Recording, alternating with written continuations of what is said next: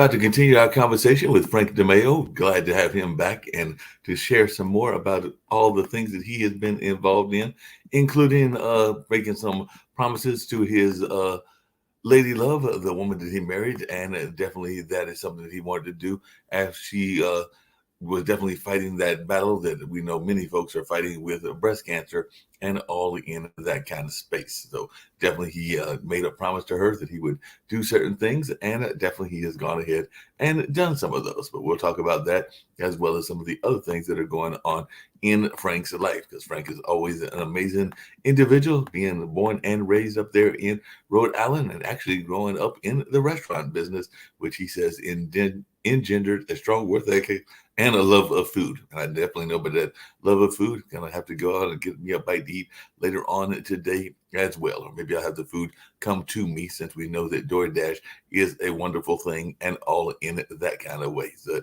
definitely he even had a chance to be on a cooking show when he lived in Virginia, just up the road from me, and all in that space. So we're going to learn about some of these things that he's been doing and how he was even a chiropractic physician. I actually had a accident many years ago and had to go to one of our chiropractors in order to get that back straightened and make sure that everything was aligned as it is supposed to be aligned. And that was one of the accidents that I have had in life. Also broke some arms. Don't remember going to see a chiropractor after that particular incident, but maybe I did.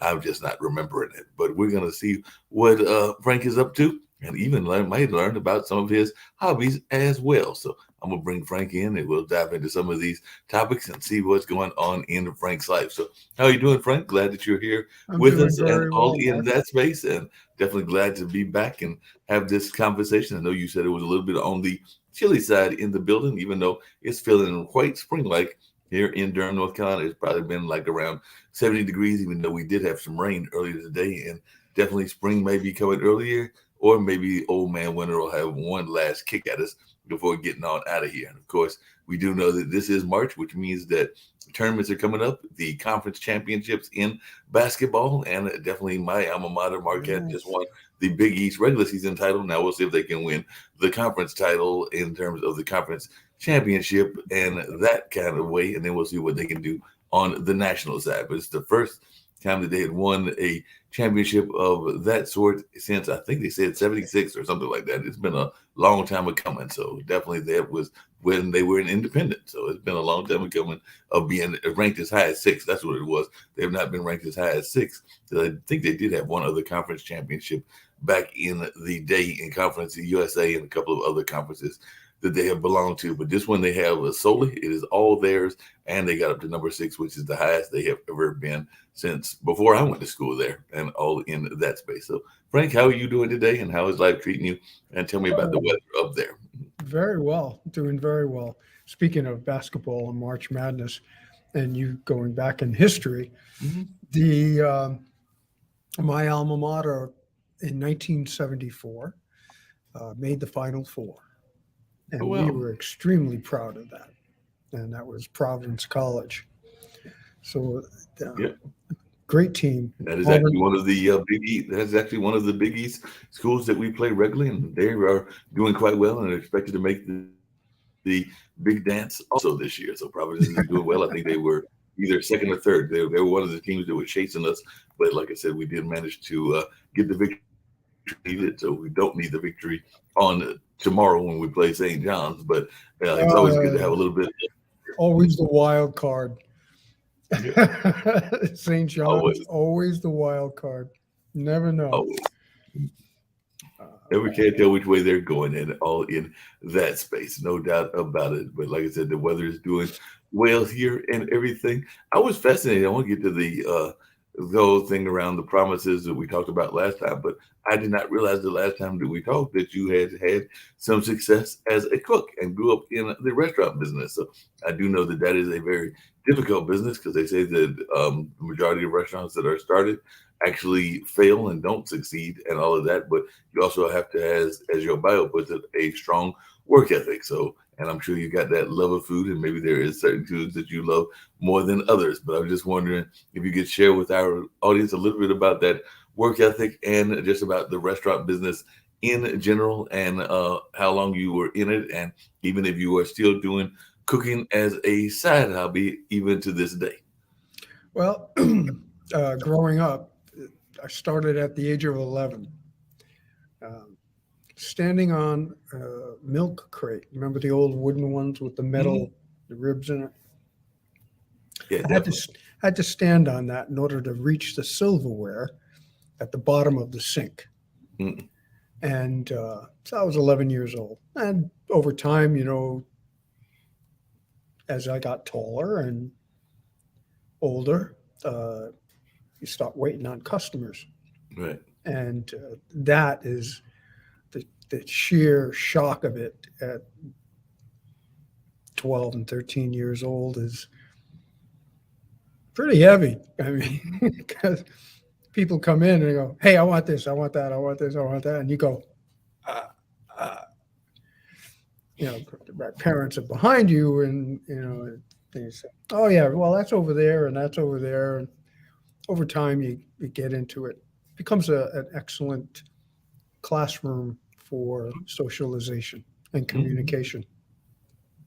Yeah, no doubt about it. And I did not know, and like I said, I was looking over some of your other bio that not that long ago when your wife was living, that you actually were living just up the road from me in Virginia, and you earned a spot on a local cooking show and actually won with some deer shoulders. So definitely got to hear about this. How did those deer shoulders manage to get cooked? And did you actually go out and catch the deer? Because we do know that. No, no, I didn't. Somebody else did.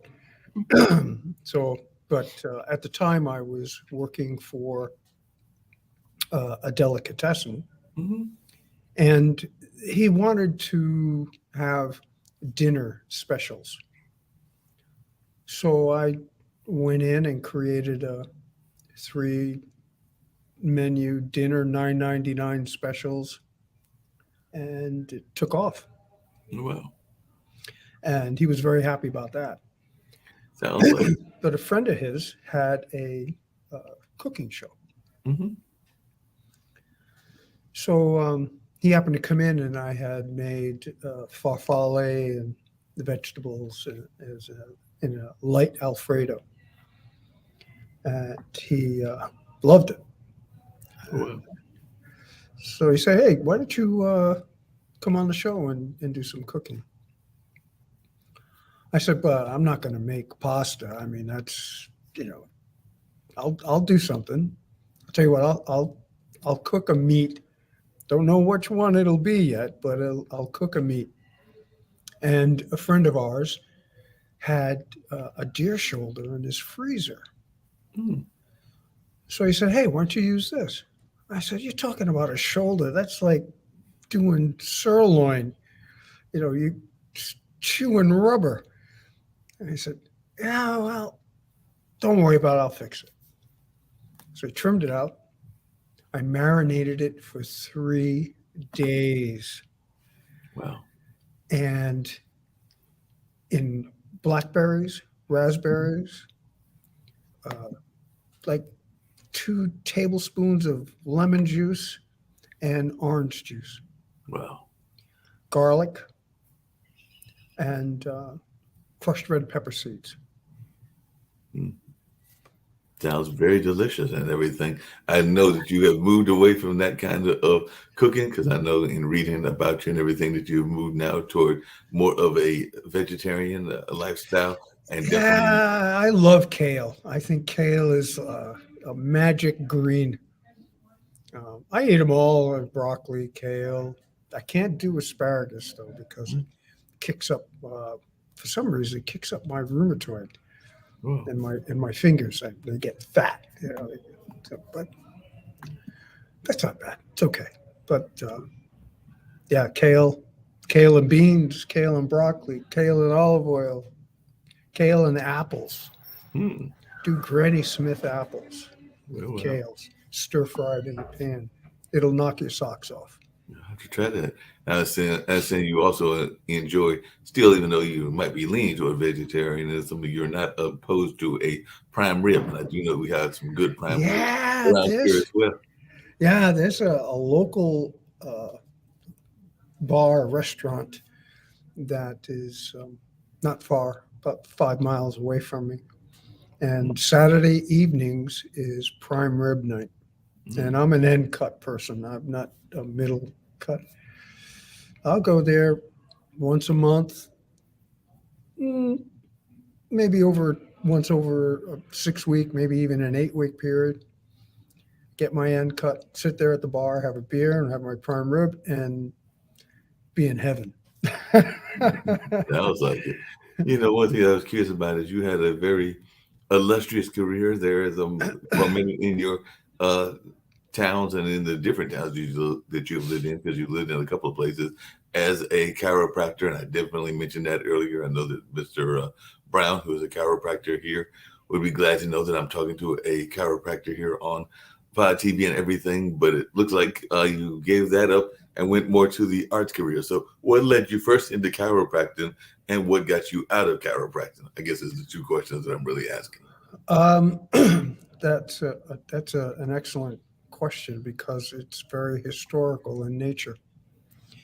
I was 19 years old, working 3 jobs, 2 on the side from working with my parents in the diner, and I fell asleep going home and hit a tree right around the corner from my parents' home. Spent over 3 months in the hospital, multiple surgeries, and recovered. I was blessed. I can't put it any other way. I should have been in the ground. But from that experience, I wanted to go into medicine. So over time, I took a lot of science courses and was getting tutored in French and was planning on going overseas to go to school. During that time, I was working as a respiratory tech in a hospital in Boston. And when you're in that kind of situation in the hospital and you're a patient, your dignity is somewhat put on the fence because of the demands medicine places on you as a patient to expose yourself. Now, I'm 19 years old. A lot of things happened to me, granted, that required intervention on a very aggressive manner. But my dignity had been taken away in a sense. So when I started to work as a respiratory tech, one particular patient that I played cards with because I worked at night, go in, give her a treatment, and play gin.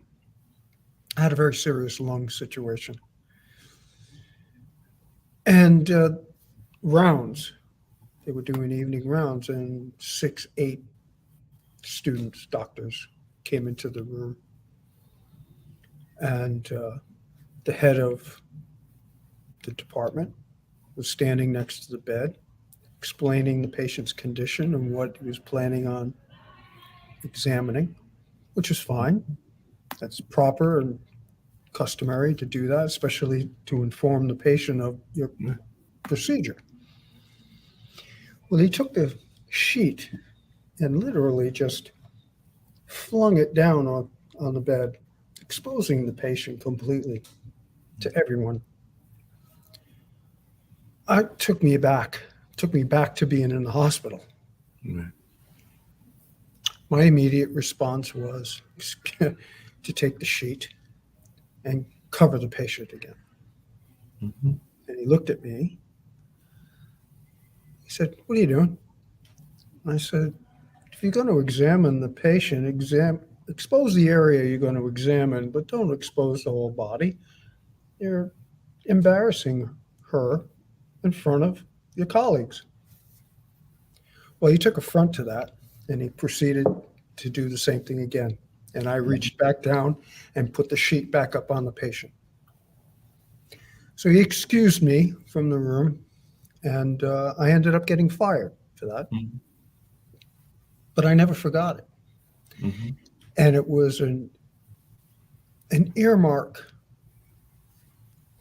point of dignity for me when I became a physician, chiropractic physician, in terms of bedside manner Mhm. and care for the patient.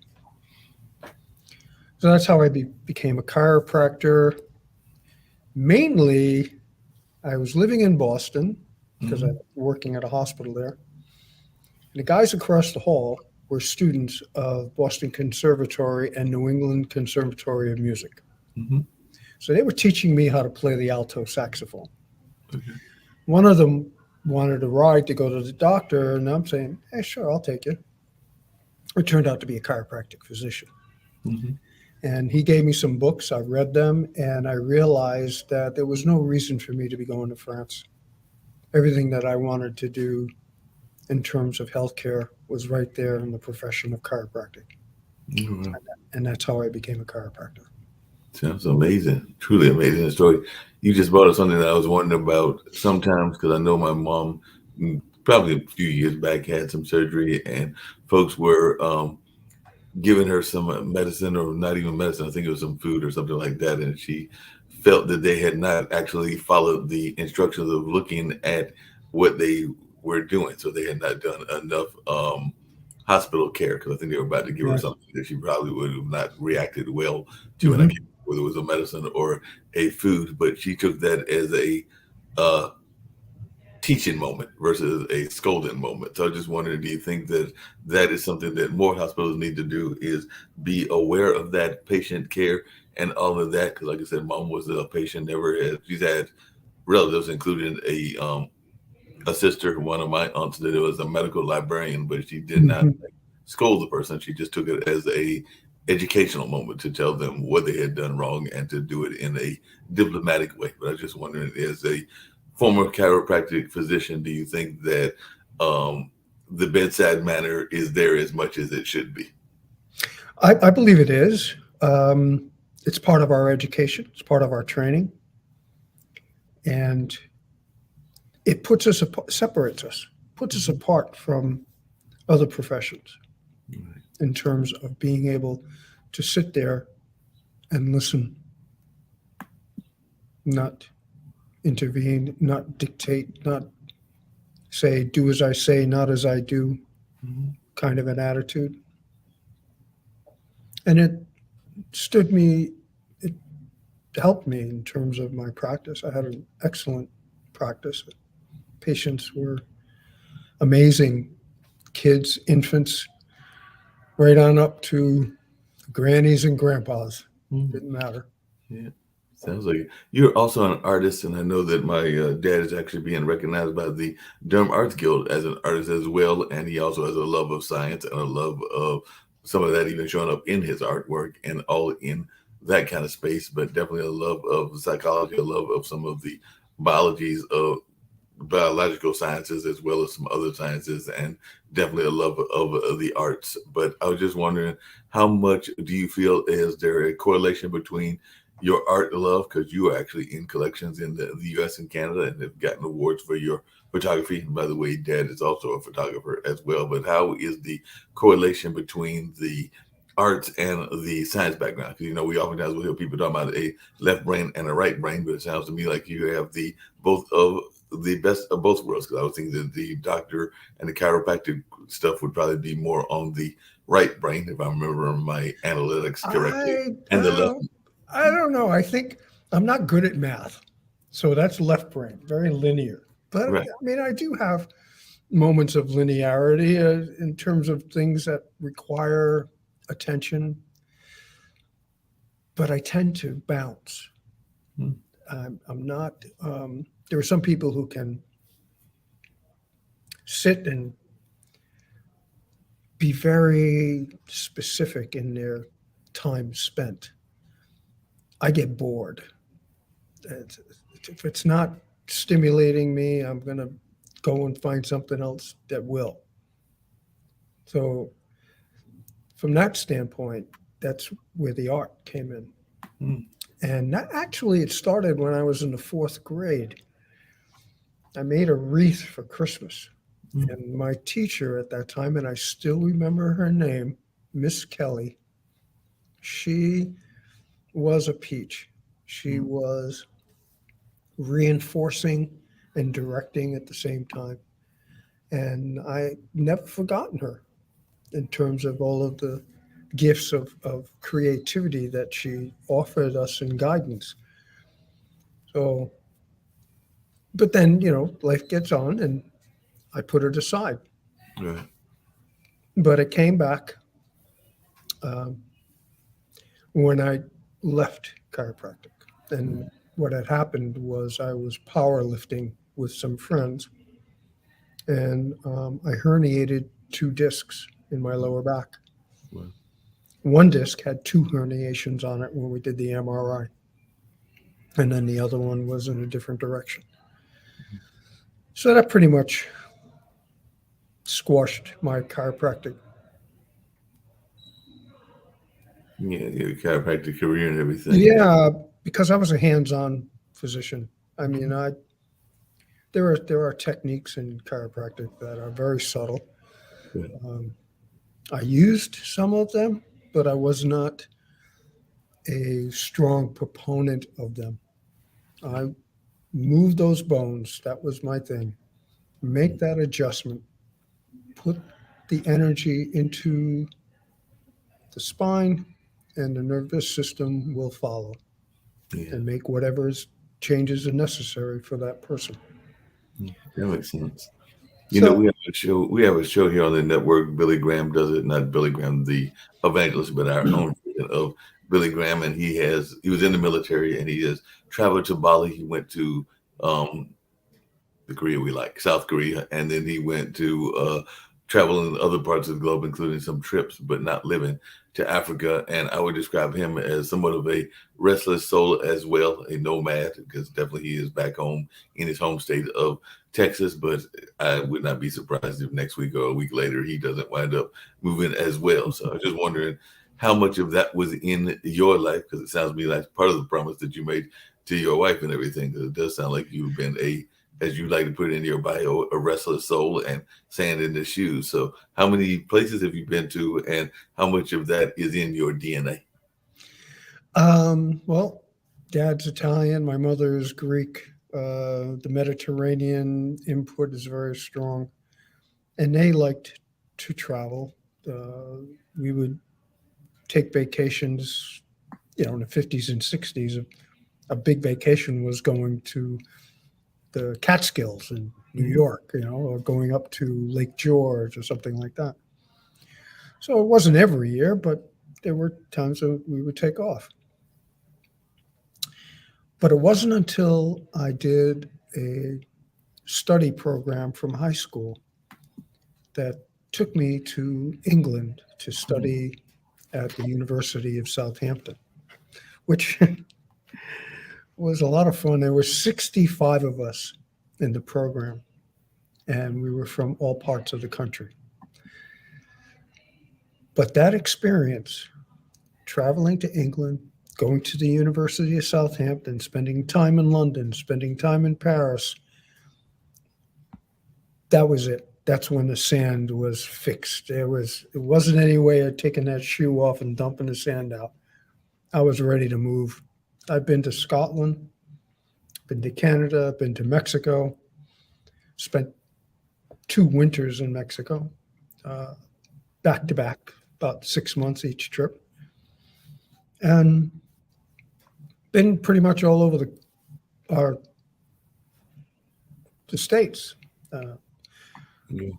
Lived in Colorado, lived in New Mexico, spent time in Arizona, lived in Florida, lived in Virginia, lived in Canada. Wow. Yeah, sounds like you've definitely been around and everything. I know that you've got some. We'll get back because we talked the last time you were here on about a promise made and a promise kept. Definitely want to get to some more around that. But you've also got some books that are in the Q as well, and I'd love to hear about these before we get to that, because you've got the psychology of healing, which we've kind of alluded to, which is based on your years of practice. And sometimes I think people don't even know how to be healed, because sometimes it can be a mindset. And we've been talking about, at least the news has, around this opium war, and you have a story that actually points out that it is not a new war. That there was actually opium wars way back in 1852 and 1862. So we're talking about 160 years ago and everything, and definitely the book around the patriarch. So I was wondering if you could share a little bit about some of these books before we get to the love story between you and your wife and everything. But I do sometimes feel that we don't do enough and know enough about the healing process. Yes, the psychology of healing was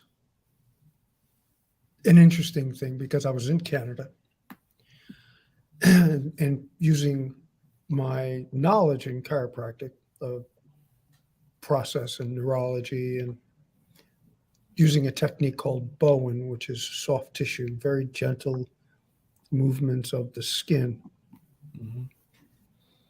But what I noticed was how clients or patients responded when you asked them, how are you feeling today? And that was like opening up a Pandora's box.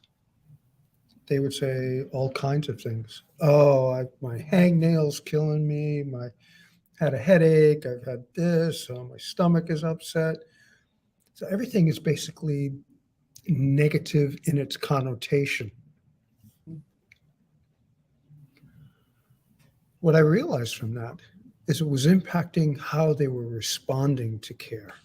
Right.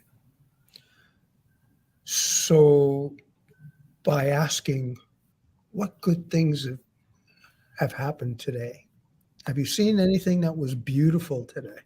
Mhm. Immediately, it places a positive intention, a positive thought Right. in the client and patient's mind, and they respond to that in kind. And lo and behold, their symptomatology, the signs and symptoms of their pain levels or whatever was bothering them began to improve. Yeah, I've heard that before. I've heard that sometimes people can worry themselves to death or worry themselves sick. And I do have some friends that are that way. And you also have people that seem to be always happy. And even in hard times, they find a way to put smiles on their face. I'm not going to, I don't get depression, or things that are kind of on the sad side, but I do try to have that latter lifestyle where you are able to find the positive even in a negative. So I was just wondering, how important do you think it is to go outside and breathe the fresh air, see things that are, what some people might consider trivial, like the clouds in the sky and the rabbits playing in the field, or just the kids and the house pets doing whatever they may be doing when they are out from their home fronts and all in that kind of space. But how important do you think it is to enjoy the little things and to have the joy of childhood even as a adult, whether you're 20, 30, or even 70 or 80, or even some of us that are more in those middle ranges? But how important do you think it is to have a positive outlook on life? I think it's extremely important. You have to remember that whatever you do that impacts your emotion changes your chemistry. Neurologically, there are hormones that get secreted, not just in the nervous system, but are stimulated and secreted in other organs and systems of the body. Right. So doing that changes it. And being that it's a positive change, it can overcome the negative impact or the depressed system from Yeah. thinking poorly, worrying. So Yeah. all of those elements are very important. That makes a lot of sense. I'm going to give you the screen to share that story around your wife and everything for a second. But before we get to that, and I'll also give you the screen for that as well, because I'm multitasking as I oftentimes do and everything. How important do you think it is to be able to have empathy with those that are going through a lot of things. Because I noticed that one of the things that you were involved in is working with autistic children, and I know that that actually has a special place in my heart because a friend of mine actually has a store that hires autistic kids and raises money for folks in that autism battle. Because I think that particular friend had some family members or others that were in that space, so they have been doing work with their thrift store around autism, and we actually did a fundraiser about a year and a half ago in that space with a local singer that sang and actually raised some funds, not as much as we would have liked, but still some funds to fight that autism battle. But whether you're talking to somebody, we actually have a lady here on the network that has cerebral palsy. So whether you're talking to somebody with cerebral palsy or things that are outside of the natural disease like cerebral palsy and what I just mentioned, autism, but also those that have been impacted by violence and other things. Because there's another lady that is actually a traumatic brain injury survivor, and hers was from a violent act, and all in that space. So, just wondering, how important do you think it is to have empathy, whoever you are?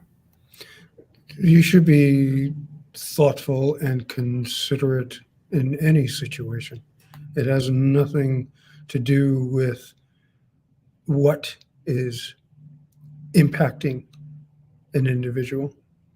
It has everything to do with just the individual. You're treating them human. They're a human. You're a human. We all have difficulties. We all have situations that we wish we didn't get involved in or thought of. But when it comes to inequities of mind and body, empathy in that situation or any other is extremely important. And sometimes there are people that they may think they're being empathetic because they're reaching out, but sometimes what they say detracts from that. Yeah. I'll give you an example. Mhm. There are 7 words when my wife was ill, and I specifically put in the book because I despise them. It hurt me to hear them. Let me know if there's anything I can do. Mm. Let me know if I can do anything. Well, like I wrote, well, can you take this disease off my wife's hands? Right. It's not that they weren't being empathetic. It's that their choice of words through upbringing or exposure or experience were just the wrong ones to choose. Yeah. Yeah, that makes a lot of sense. Definitely the wrong ones to choose. That can be a very heartbreaking thing and everything. You just mentioned it. Are there words that frustrate you other than the ones that you just mentioned when you hear them? Because I do know that there are sometimes, my dad actually did a piece around that. Speaking of art and everything, he did a piece called, it's basically like a installation piece, but it was called Thoughts and Prayers. And it was a, like the thing that you pull down when you want to let folks know about the fire alarm and all in that space. But he had grabbed that and he put the words thoughts and prayers because he, as his theory is, and what the artwork was confessing, was that a lot of times we give platitudes, but we don't really have action behind them. So, like I said, we'll tell people that we want to give them thoughts and prayers when really all they need is a good meal or a house or some sort of housing. And the thoughts and prayers, while they are good and can help reach the higher power, it sometimes people need an actual action behind it and just not empty platitudes. I'm not saying that there's anything wrong with prayer because prayer is very powerful, but at the same time, there are times that you need to have actions behind your words. I agree with that. I'd like to see your dad's installation.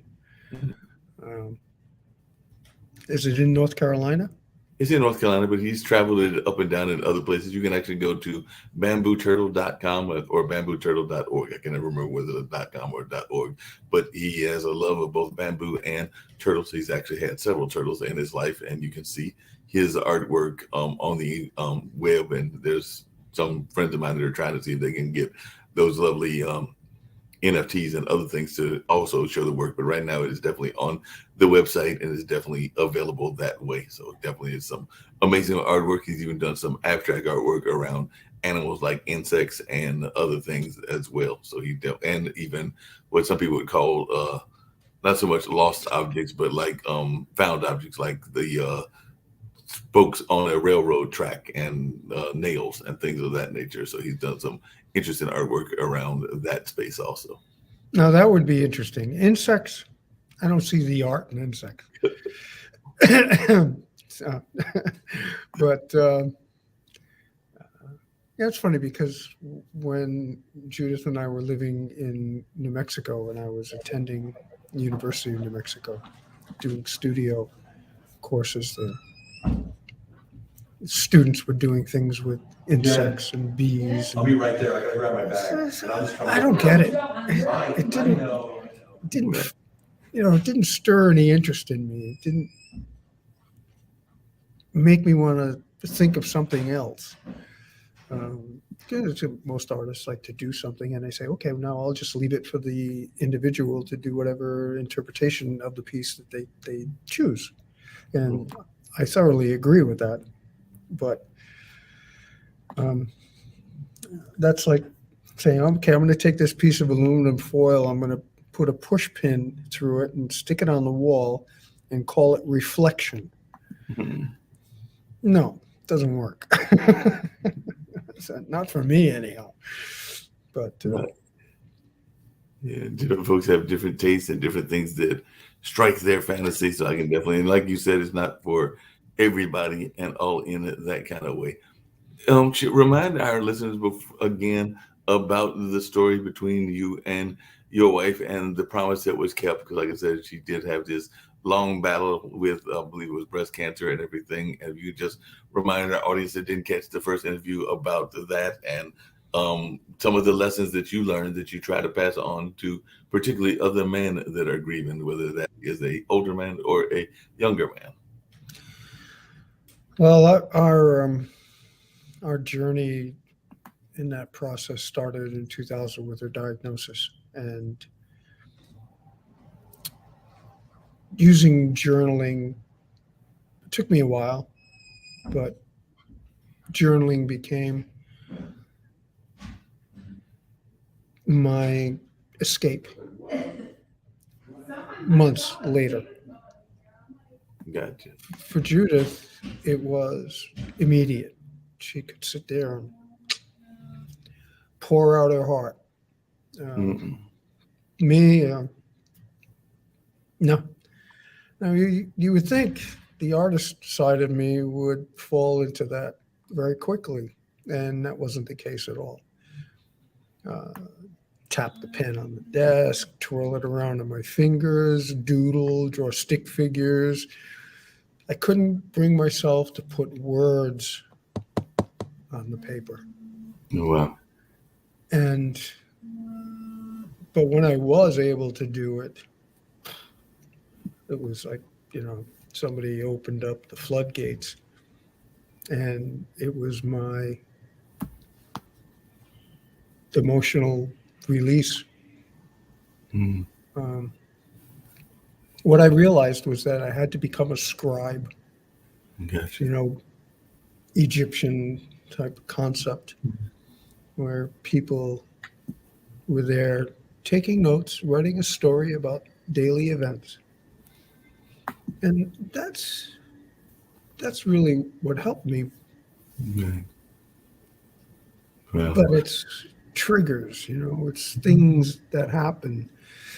You have a sense of calm, and then something happens.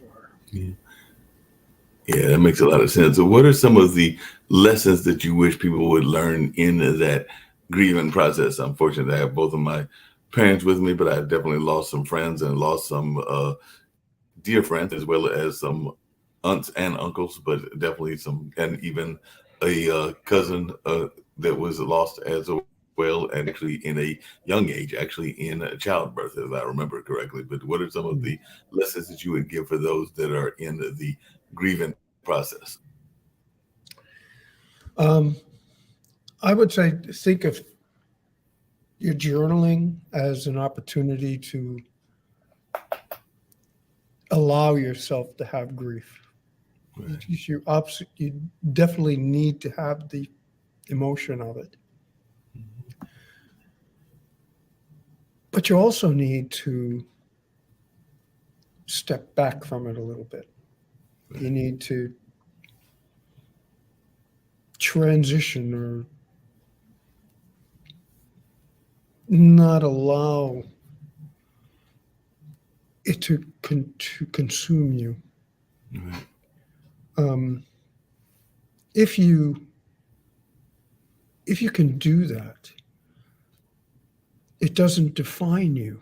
See, the problem is once you've stepped off the edge and you jumped into the rabbit hole of survivor's grief, grief becomes you, and you become grief. So you have a tendency to lose yourself. Gotcha. And if you can get away from that by lowering your expectations about grief, because our expectations are based on other people, not based on ourselves. Yeah. So if we can lower that so that we actually have an opportunity for success in our grief, it will minimize it to the point where you can see past it, which is important. You have to look forward of your grief. And that took me months. I mean, it's only a few sentences here, but we're talking about some serious emotional and mental work Yeah. to put this into perspective. So the journaling was the allowance, the framing of it, the expectation and lowering it, and then to surrender. When you can surrender, that means that you're not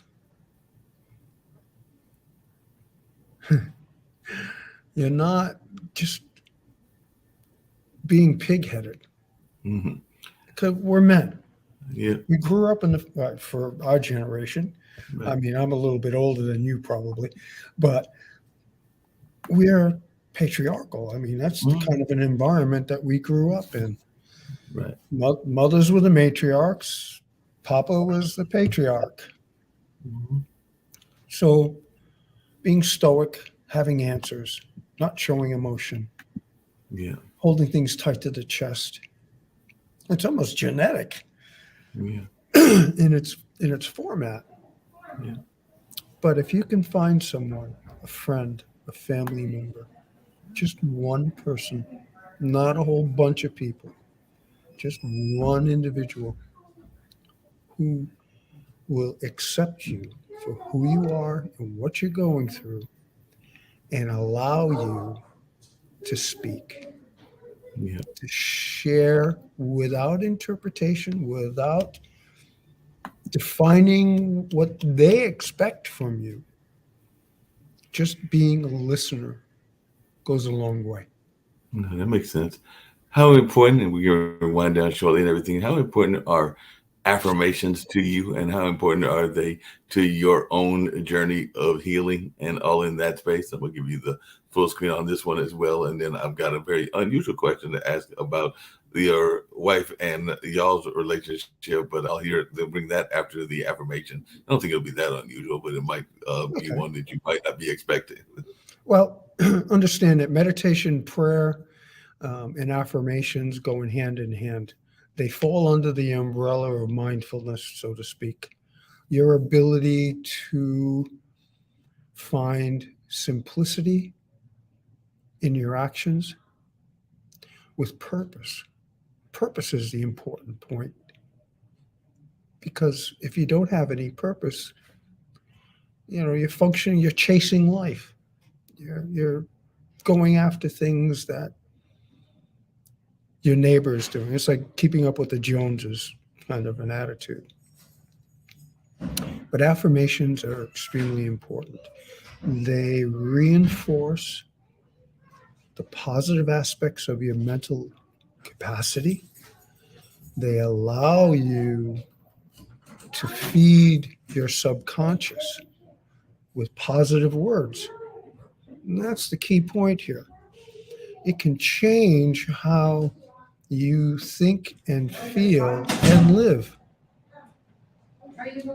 Your ability to be, for lack of a better word, prosperous doesn't have to mean money. It can be every single thing that's important to you: community, church, family, home, job. Those are all important. Money. But you have to put them all in perspective. They have to have a semblance of balance in your life. We tend to live in chaos, and affirmations can actually pull you more towards the balance side because you begin to view things differently. Changes your mindset. It's not about post-it notes. It's not about finding affirmations on the internet.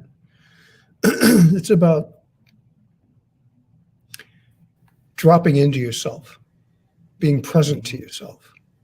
And if you can do that, you'll notice a change within weeks, how things move, how you are impacted by adverse situations as well.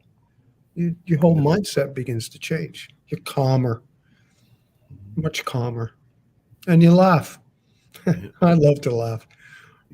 Laughter is very important, and I don't think that we recognize enough about laughter and the importance of keeping that childhood in us as well. And that's one of the unusual questions I was going to ask you is, what do you think is something that would surprise your wife about the Frank of today versus the Frank that she knew before she passed away? So that was my unusual question. What do you think is something that if she was to come back down to this earth, and I know that in our past interviews, you said that you felt her presence with you, even though she's been gone now for a while, but if she was to come and be able to talk to you, what is something that she would say that, like, Frank, you never did that, or you never were that way? It's like a personality trait.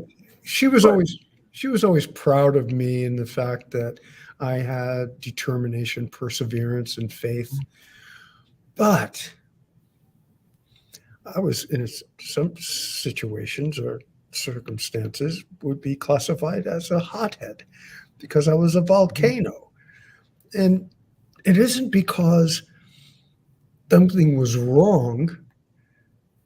It was my, for lack of a better term, become very prevalent in today's environment and conversation, obsessive compulsive. You just, you expect things to be in a certain way. And when I was younger, that was very much my mindset. Yeah. But with Judith, she whipped me into shape, boy, I'll tell you. She took me by the ear and, like Nonna would do, your grandmother grabs a hold of you, or your mother grabs a hold of your ear and kind of shakes your head and say, no, you don't want to do that. Yeah. But that makes a lot. Yeah, and I think that if she was here, she would give me a hug and whisper in my ear and say, I'm very proud of you, Francesco, and you've come a long way. Yeah, it makes a lot of sense. I may have asked you this before, but I don't remember your answer. Do you think it is possible to find love again? Because it seems like y'all had a very deep connection, but there are some people that say that there is only one soulmate and that you can't have another one. And definitely you have fulfilled promises to her that you had made, including the promise around travel and everything. But is it possible to have more than one love in your life, or are we destined to have in your philosophies only one soulmate, and that too, Judith, was to you? I think if you had asked me that question when I was younger and before Judith and I met, I would probably answer it. There's only one. But Judith taught me some very important things when we were together, and that was allowance, allowing yourself the opportunity to see in someone something that they may not see in themselves. Right. And if you're open enough, it will come to you. So I'm open. Yeah. Hasn't I mean, yet. Doesn't mean it won't. It just hasn't. It hasn't. It doesn't mean it won't. That's correct. It might come at a later time and all in that kind of way. But as we're winding down and everything, what advice would you give? Because this is a global network. I've told you that before and everything for folks that are listening that can be a source of inspiration and hope, because that's almost like a personal mission of mine. And I definitely consider myself to be an empath, but I was just wondering what are some of the messages of hope and positivity that you can give to the audience? And if you want to share a little bit about the other books, I alluded to it earlier that you've got one coming out about the Opium War, and I know that a lot of people are concerned about what's going on in that space now in the 21st century. But you were talking about the one that was in the 1800s, if I remember correctly, and all in that kind of space. But definitely, if you can just share about how it is not a old issue and any message of positivity and hope that you can give. So I know it's two questions, but start maybe with the opium one and then the positivity. And the third and final one would be ways that folks can get in touch with you, because that's all about letting people be heard from as well. Okay. So Opium Wars first. Is that what you said? Yes, please. Okay. There are two Portuguese sailors. They meet in Macau, working trader ships. In the process, they get jobs working for Chinese pirates, being traders to their comrades and giving the pirates information on the ships so that they can be rousted after leaving port of China. Mm-hmm. That period of time is very tumultuous. Now, one of the sailors, Giacomo, falls in love with a village woman, marries her, and then a few years later, she dies of dysentery. So there's some similarities there in terms of the storyline in my own life. But there's a purpose behind that. These two sailors go through, I don't know if I can say it, they go through hell. I don't know. If it gets cut, that's fine. They end up in prison, Chinese prison, for almost 2 years. They don't know anything about one another, whether they're alive, their friend is alive or dead.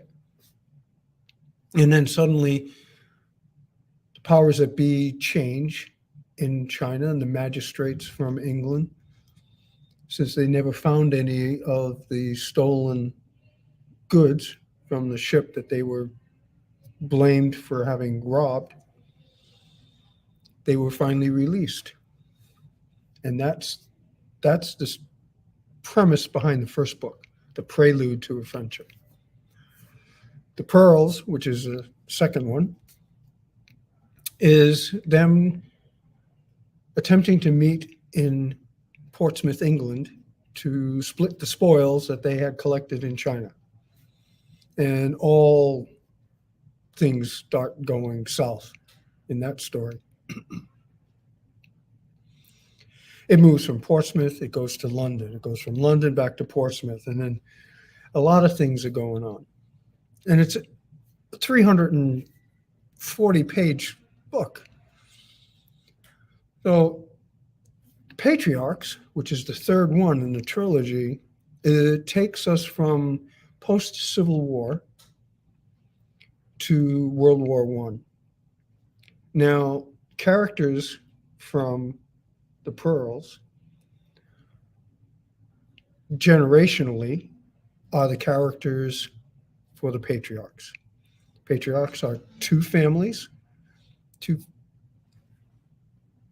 fathers, two men, seek their fortune coming to the United States. One is poor, the other one is silver spoon in his mouth. But they make good, they make do as they go here. One son marries the daughter of the other. Their child ends up in World War One, and that's an interesting little tale right there. I'm really looking forward to putting that one together because it's a lot of fun. As far as positivity, I think in terms of if you say I can, I am, as opposed to I can't or if only, you'd be feeding the more uplifting aspects of your mind. So if you're thinking good thoughts, if you put good thoughts in, good thoughts will come out. Right? Plus, win-win. The other thing is not to feel as though you're a victim, because you may feel in that particular way. But if you can accept the what of the disease or the cause of the disease, the why of the reaction you have to the situation, and then embrace the how for the resolve, you will have moved forward with quantum leaps to do so. Let's see. And the third question was how folks can reach you to get the copy of the book and to learn more about your life and everything. And I have been thoroughly enjoyed this conversation, just like I did the last one as well. I hope you enjoyed it as much as the last one. Spending time with you has the last two times. I'm ready to come back again. Is uplifting and enlightening and fun. Because it's not all about, what you wrote in this chapter and you wrote in that chapter. No, this is a conversation. I enjoy this. The book can be found on Amazon, and you can find the link on my website, which is www.fjdwriter.com. I can be reached at my email it's different now, fjd.writer@gmail.com, or I can be found on LinkedIn. You can punch my name up, and if you Google me, you'll get, 2 or 3 pages of information right on down the line. There's a link on my website to my art site as well. So you can see some of the works that I have put on the internet that are all sold because I haven't had the time to get into the studio situation. But because I've been writing, it's another aspect of my artistic expression. So because of the rheumatoid, I've kind of slowed down on the sculpting side because it really wears me out. But the writing has been a very good stimulus for me. Great. I said that was the last question I liked. Like I often was doing everything, but how important do you think we are doing in terms of allowing people to be creative? Because you just mentioned being a writer and an artist. And I know that the network here, both of the founders sometimes feel that they wish that we gave more love to the arts because it can help in training critical thinking. And we oftentimes complain that there's not enough critical thinking all in that space. But I was just wondering, how much do you feel that we're giving both kids and adults the freedom to be creative? That's extremely important. I mean, I taught as an adjunct professor the anatomy and physiology, biology, and things like that at the school Judith taught. And one of the courses was critical thinking. And I would put crayon and paper on the desk as part of that and say, hey, yeah, we're going to talk about we're going to read this paragraph and how would you handle that? And we're going to do all that. But before we do that, let's play. Mhm. And if they can introduce more play, the students, the adults, if it's an adult class, are all going to benefit from that with leaps and bounds, because play is like good hormones, good endorphins go into the brain, Right. uplifting. Yep, definitely very uplifting. I know that your wife had asked you that promise and everything, and none of us know the day or time. That's that old saying. We all know our birthday because that's the day that we came in.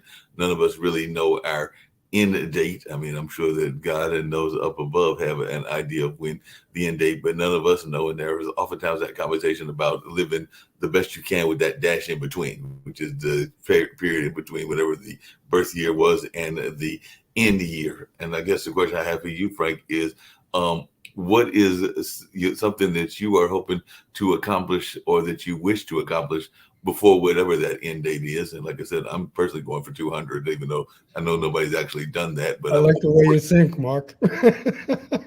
If I've got what's going on here and everything else is running smooth, I mean, my mom's 99, God bless her, and she's still going strong.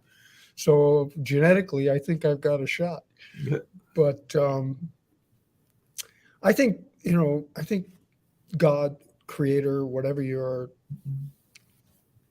thoughts are on that as an individual, is already planned. Mhm. We make choices, Right. and that's where it changes. Mhm. So you may be on the path, Mhm. but you might make a choice that you think happens to be good, but turns out pretty terrible or Mhm. slows you down. Mhm. And if you can overcome that or you get past that, you'll be well on your way. And I think that's what happened to me. It's interesting you say that because I've got a dear friend, and that's actually what we were talking about a couple of days ago. Because they were feeling that they had, I think the expression is the juju, but they didn't quite put it that way. But they had kind of like lost their juju because they had allowed some other people to derail their general plans and their general things that they wanted to do because they started getting caught up in those folks' ambitions and those folks' goals, and not Mhm. necessarily their own personal goals and aspirations and things of that nature. And I know I've been guilty of that as well, where you sometimes let other people's dreams stop your own dreams or become your dreams, even though they're not necessarily your dreams as much as it is the dreams of others. So I was just wondering, have you run across that and how do you deal with that? Because I'm thinking there might have been a time in your own life where you were feeling that you had lost that zest, for lack of a better term, and everything. It was just kind of like going through the Go motions. through the motions. Yeah. As much as my practice as a chiropractic physician was successful, my relationship wasn't. And I was going through the motions. Now, things happened, and I ended up with a lower back injury that took me out of my profession, but didn't stop me from caring about people. Right. So, from that, the Bowen was very helpful in getting me back on track, because then I was able to bring my knowledge base, those gifts that were given to me, back in play. Mhm. And then Judith and I got together.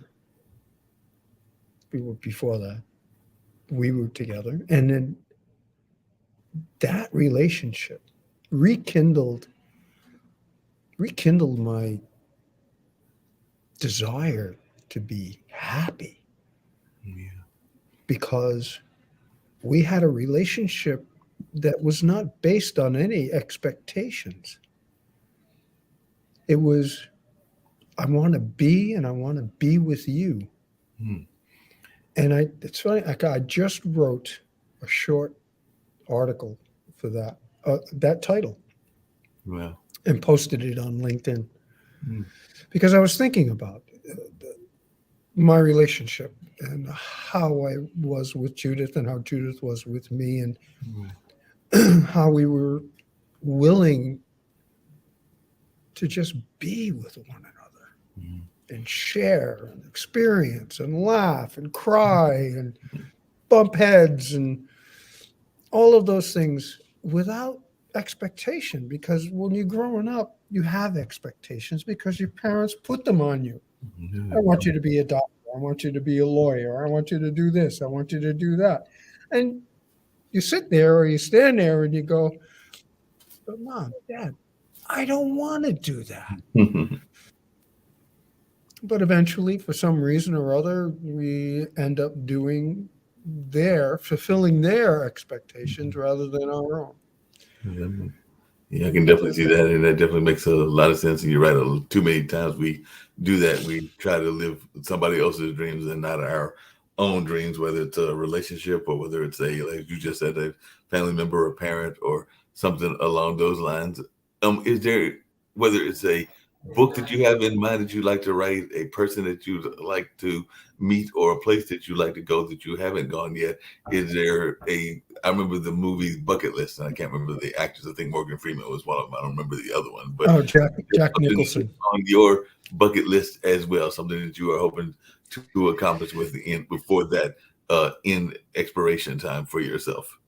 Well, I want to keep writing. Whatever comes out, comes out.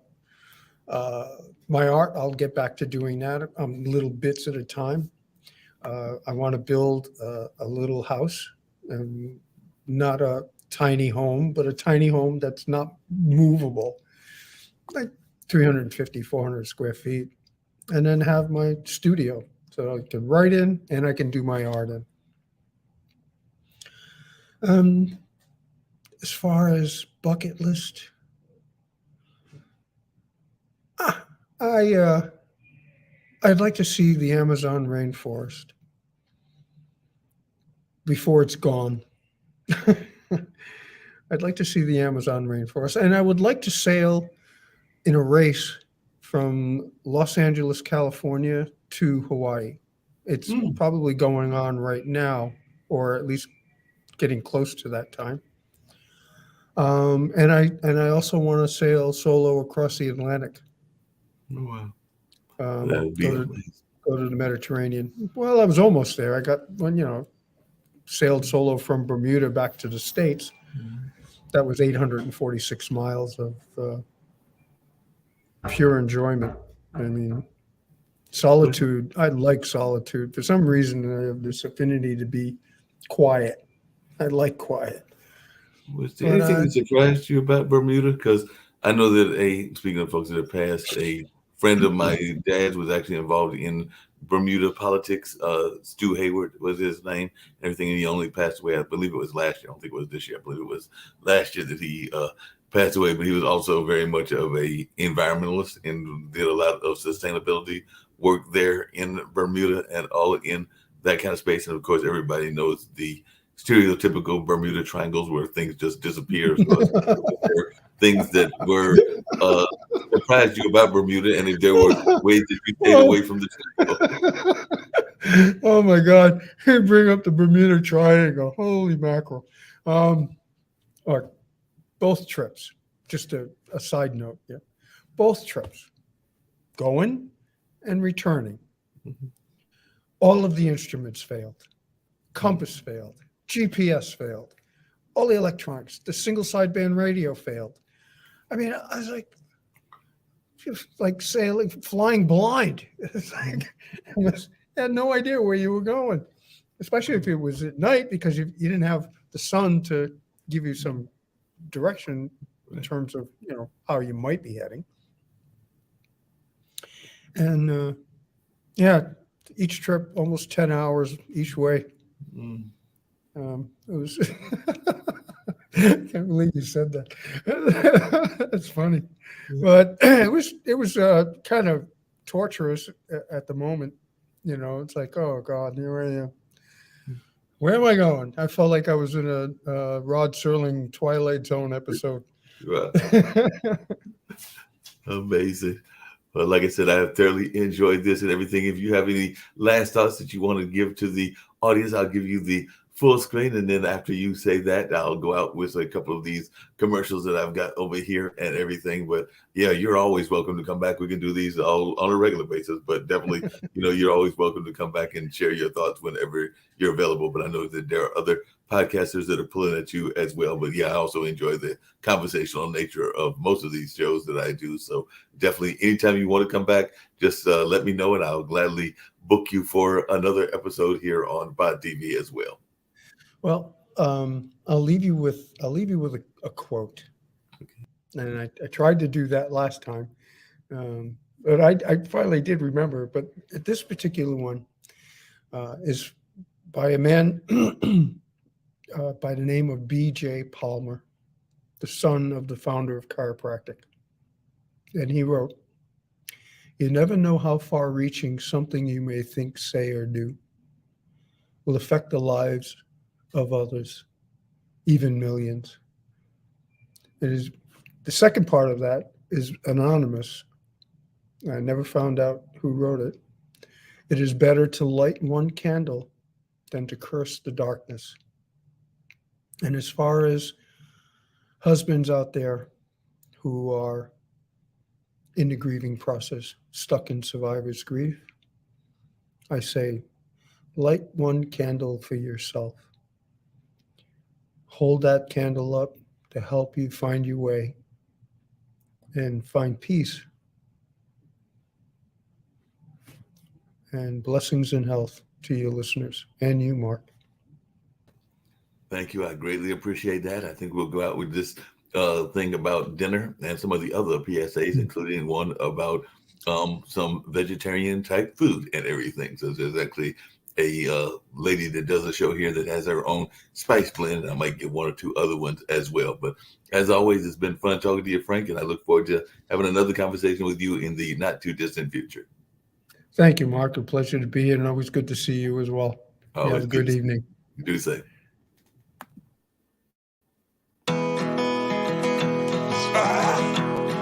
This place that I call. I want to explain it to her that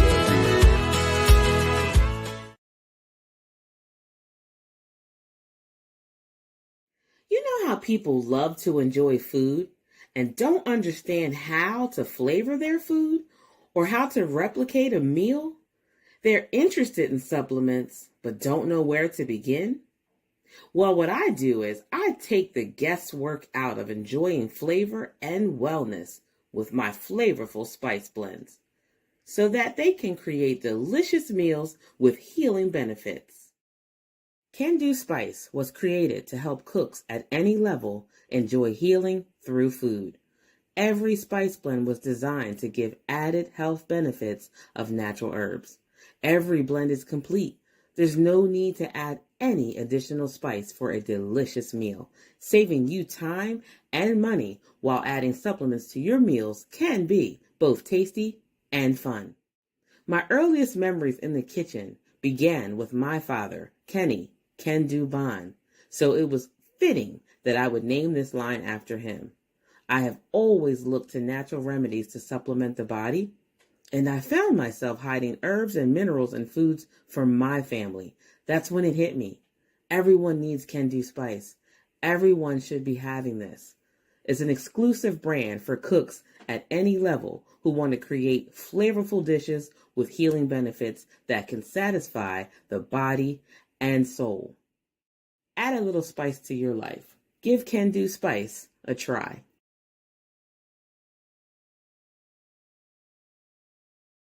The only trick you need to save time and money is to shop at Aldi. Aldi. Shop differently.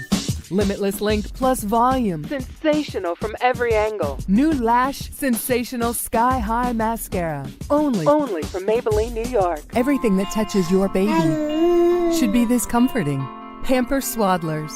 The #1 choice of hospitals is 2 times softer. All right, Trivago. Find me a hotel somewhere in Thailand where I can wake up with a view of the ocean. Awesome. The future.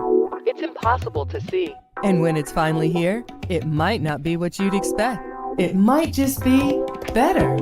Introducing Luxury Electric. Introducing Lucid Air. We're for those who love to discover, who don't need to travel to find something new, and who know when you spend less, you can discover even more at TJ Maxx and Marshalls. Smooth, velvety chocolate wrapped in precious gold. Ferrero Rocher.